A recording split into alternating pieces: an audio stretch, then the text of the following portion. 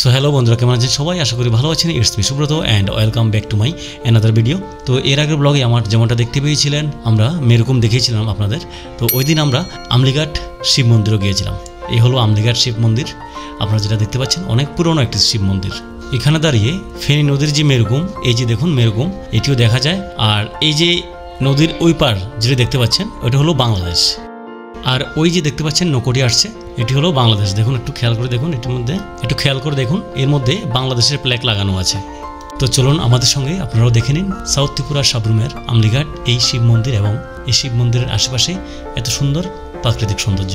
তো নিচেও একটা সুন্দর মন্দির আছে, তো আমরা নিচের মন্দিরটিও দেখাবো, একটু সঙ্গে থাকবেন। আর আমার ওই দিন কী হয়েছিল বুঝতে পারছি না, মাইক্রোফোনটি কি সমস্যা হয়েছিল, একটু সাউন্ড আসেনি, আর এই জন্য ভয়েস ওভার দিতে হচ্ছে।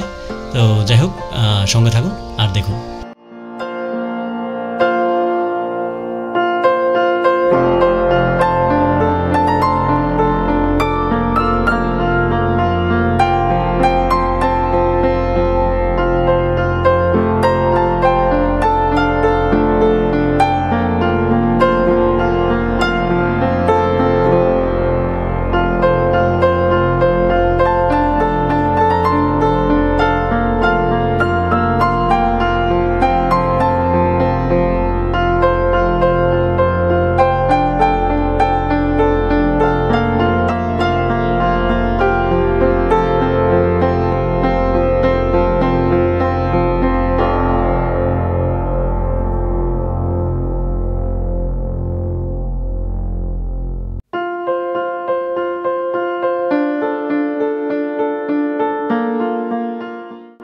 তো চলুন নিচে যে মন্দিরটি আছে ওই মন্দিরটি দেখাচ্ছি আপনাদের।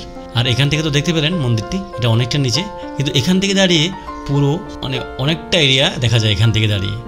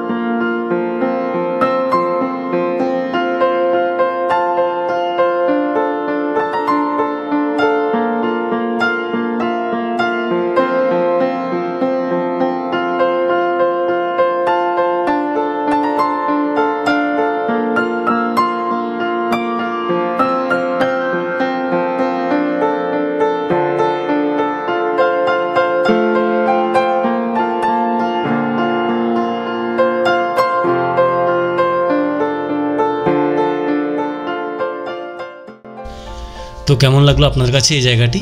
আমাদের কাছে তো অনেক ভালো লেগেছিল। খুব সুন্দর একটি শান্তশিষ্ট নিরিবিলি জায়গা। আপনারা যদি চান তাহলে এখানে এসে একটু সময় কাটিয়ে যেতে পারেন।